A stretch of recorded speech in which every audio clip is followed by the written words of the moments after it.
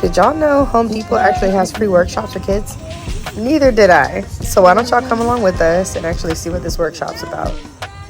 Initially, when we first came to this, I thought it was actually $20 to sign up, but my husband actually signed us up and it was actually a free workshop.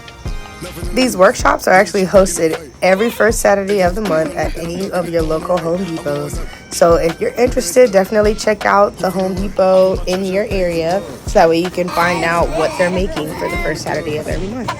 We linked up with my cousin and a couple of our friends so that way we can all have a group outing together with our kids. And it was actually really cool. We ended up building a fire truck with the boys. And if y'all think this is actually easy, you got another thing coming. We were in there banging our butts off, hammering whatever we had to do for this project.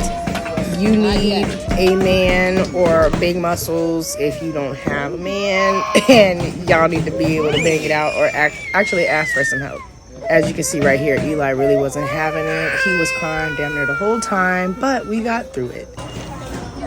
You can see here, Junior is really proud of his fire truck.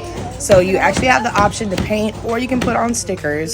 We elected to put on stickers because we didn't want the boys to get all messy and dirty.